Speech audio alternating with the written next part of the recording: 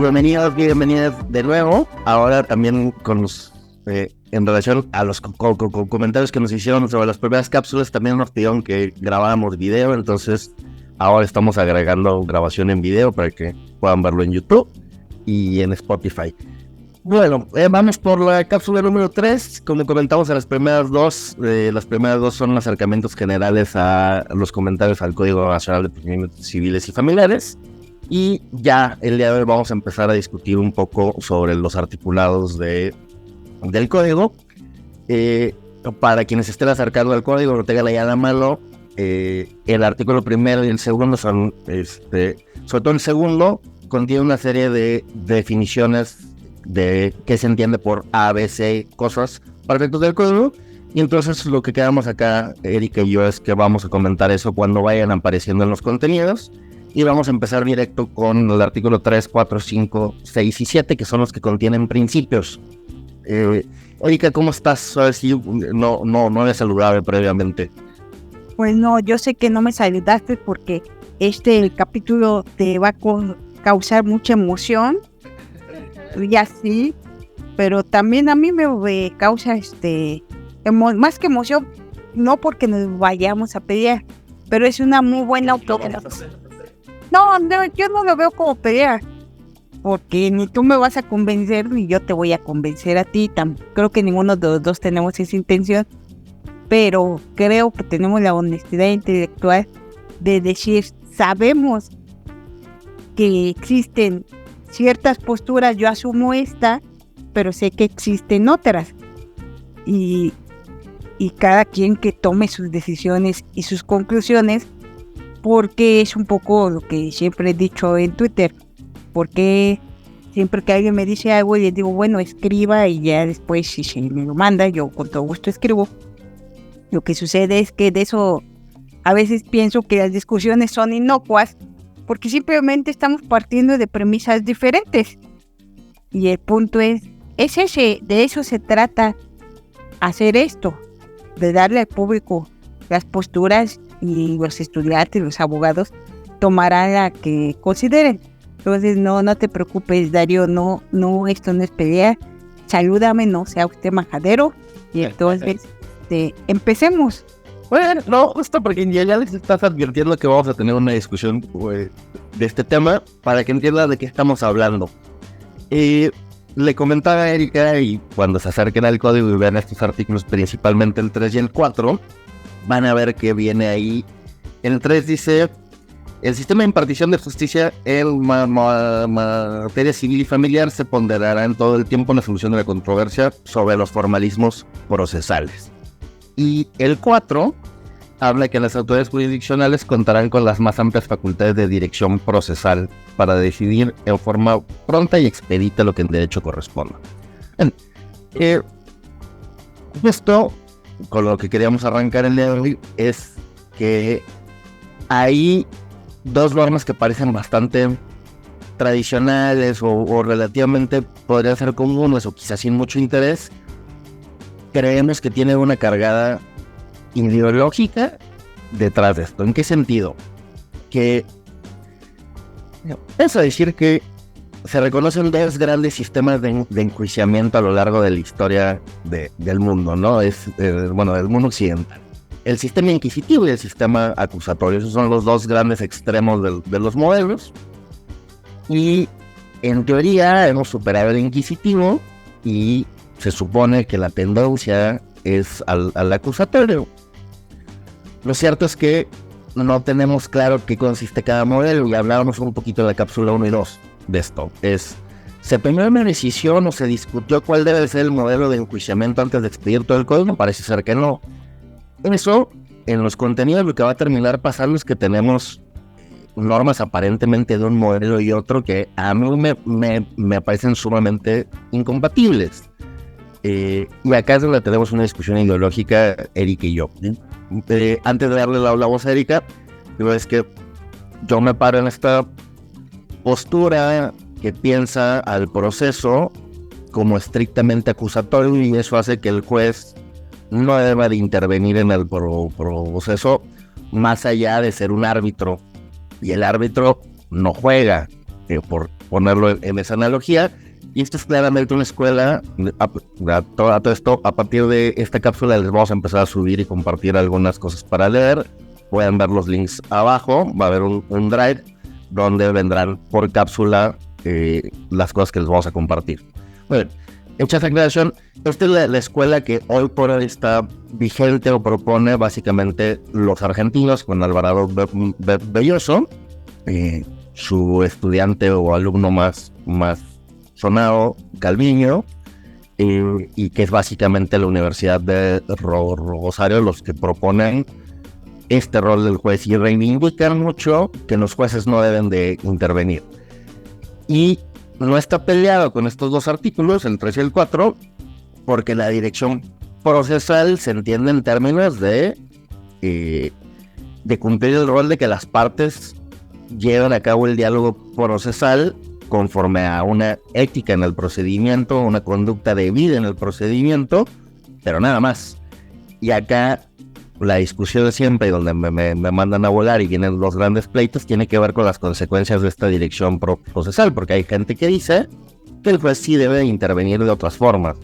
Y la intervención se puede ver muy clara en el artículo 5, artículo 6, que es donde viene básicamente las suplencias de las quejas para grupos en situación de vulnerabilidad. El artículo 5 habla de cuestiones del orden familiar, menores, y el artículo 6 habla de pueblos y comunidades indígenas, donde también habrá un tema de transversalidad ahí en la intervención del juez. Erika, ¿les cuentas cuál es la otra postura acá en estos temas? Bueno, miren, les voy a contar. La situación es que sí, ese profesor Alvarado Belloso, pero tampoco es que él ha sido el único que ha pensado eso a lo largo de la historia.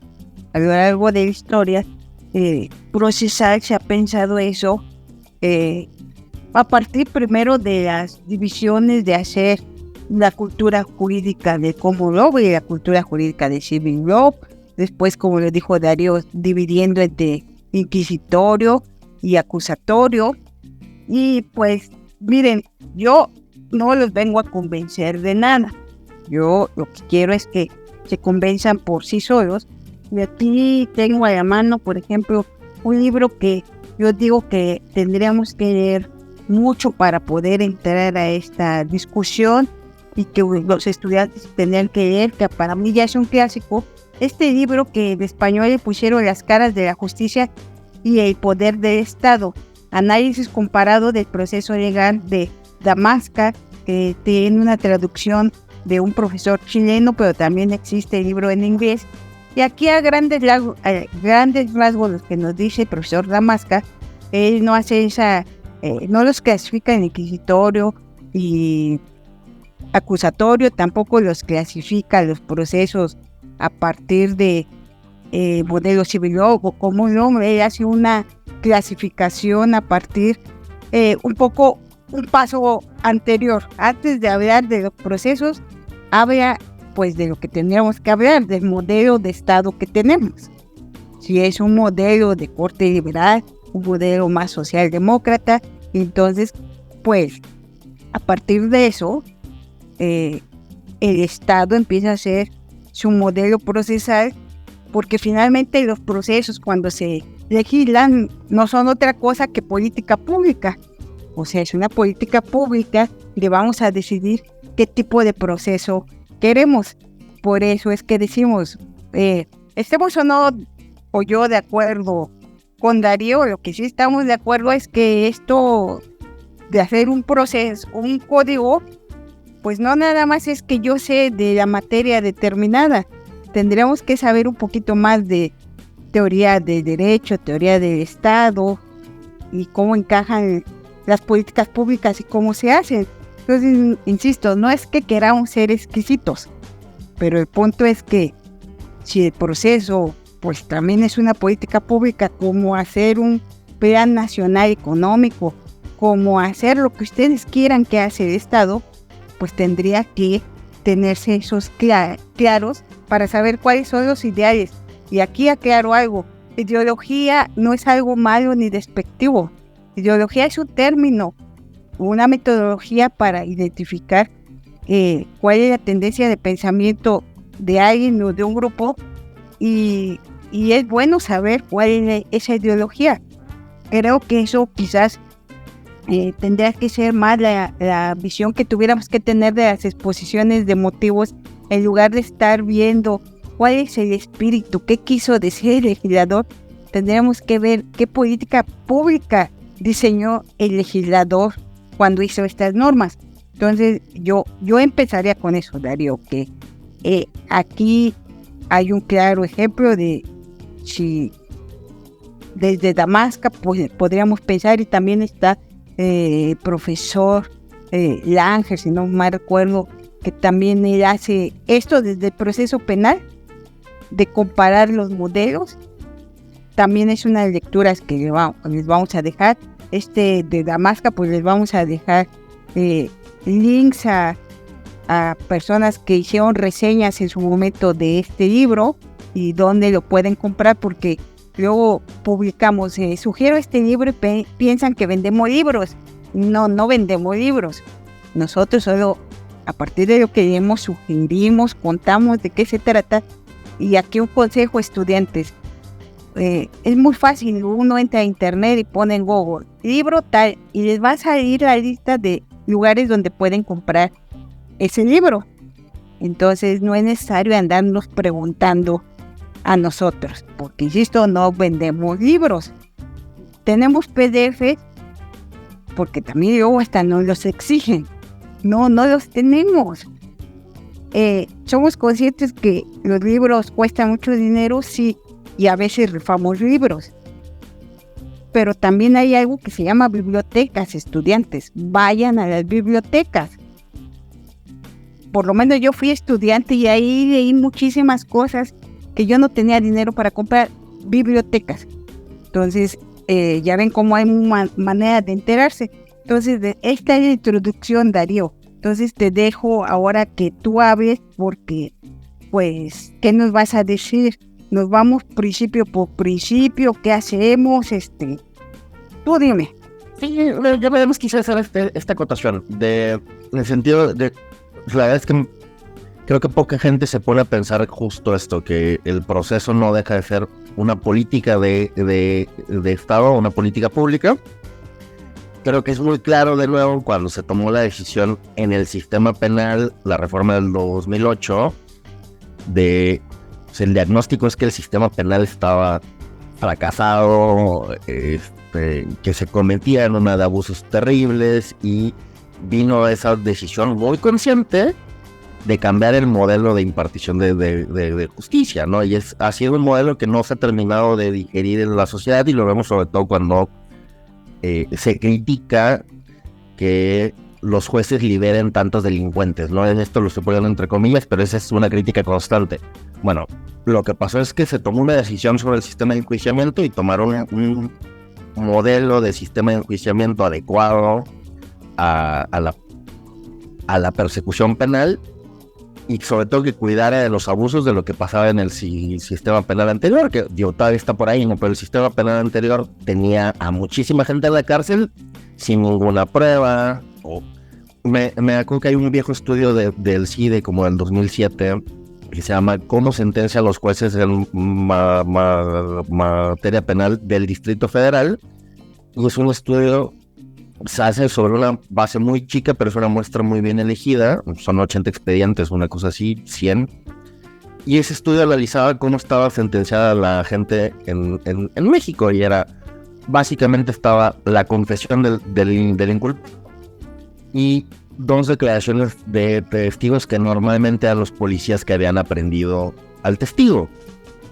Y lo que normalmente decían es que el inculpado les había confesado que había cometido el delito, y esa era la realidad del sistema.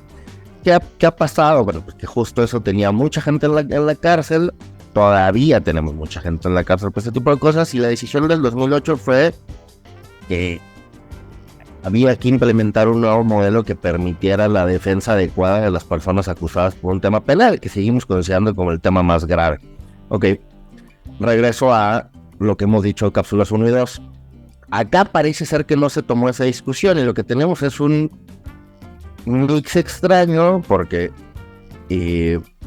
gente ha tomado las decisiones que para garantizar los derechos humanos lo que se necesita son cierto tipo de actividades de los jueces-juezas, incluido como la intervención en el proceso, activismo en relación a las pruebas, recabar pruebas. Y aquí está esta discusión y sobre eso ya podemos empezar a quedar los principios. Es nada más como, bueno, yo creo que es incompatible en el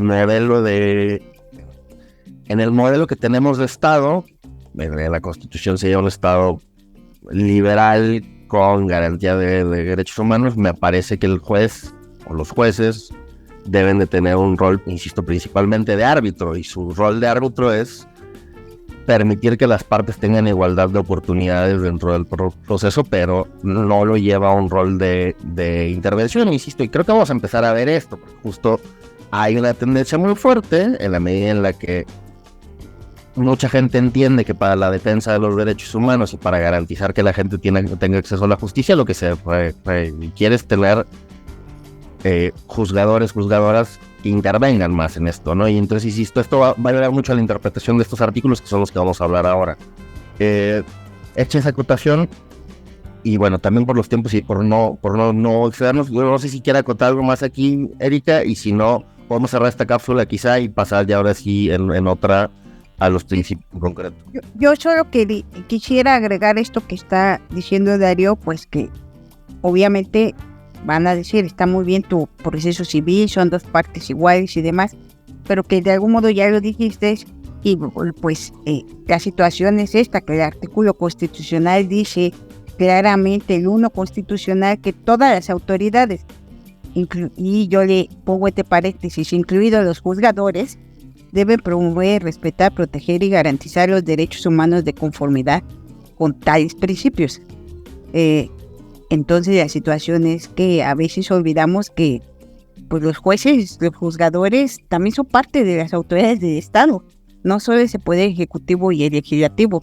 Entonces también están obligados por el 1 constitucional, y pues tendrían que hacer, yo entiendo, una cosa es tratar de hacer efectivos los derechos humanos de todos, pero claro, el límite será siempre, desde mi visión, de que yo no puedo tratar de proteger los derechos de uno en aras de desproteger los derechos del otro.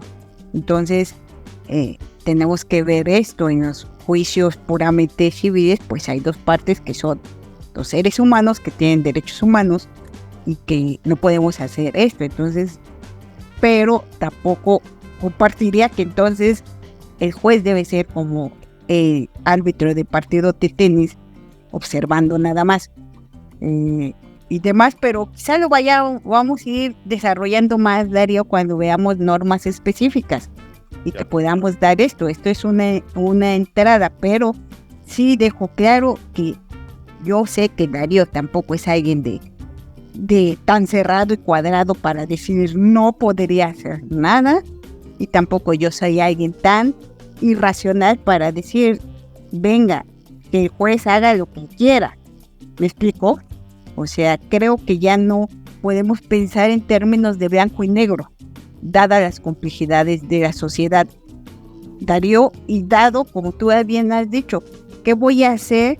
Porque además hay tesis de jurisprudencia y todas estas categorías sospechosas o personas que describe el propio artículo 1 constitucional como personas que históricamente han sido vulnerables. ¿Qué voy a hacer? Pues entonces, ¿qué hago? ¿Sigo las tendencias de una doctrina a otra? Ojo, porque hay que tomar en cuenta que hay doctrinas construidas a partir de las circunstancias históricas de la sociedad determinada. Entonces, ojo también con el derecho comparado. Yo respeto mucho, y porque además he estudiado con un muy buen discípulo del profesor Alvarado, el profesor Gustavo Calviño, que admiro y demás, y todo, y he leído su libro, pero quizás, aunque compartimos muchas cosas en Latinoamérica, entendamos que cada país tiene unas circunstancias específicas. Entonces, ojo, y pues va a estar muy bueno a ver qué harán los jueces, ¿verdad? A partir de esto, Y si no les gusta lo que decimos Darío o yo, bueno, escriban un libro de Derecho Procesal Civil y lo leemos con todo gusto. Gracias, Darío. Gracias, Erika. Yo para cierre nomás quisiera, voy a dejar esta anotación que hizo acá, justo, y creo que esto es lo que va a guiar mucho a la discusión para otras cosas adelante, es que el gran problema que enfrentan los juzgadores, los tribunales, es que al final del día resuelven frente a dos partes. Y la toma de una decisión más activa, digamos, más allá del rol de árbitro, siempre le va a pegar a una de las partes. Y entonces, la delicada tarea de buscar el equilibrio entre sujetos sin afectar esa igualdad procesal, y bien, insisto, esto ya lo discutimos adelante, es el gran reto que enfrentan las juezas en la actualidad. Listo, yo creo que por aquí vamos a acabar esta cápsula para que no se nos harten o aburran, y en la siguiente cápsula ya vamos a principios en concreto. Gracias, Erika. Gracias.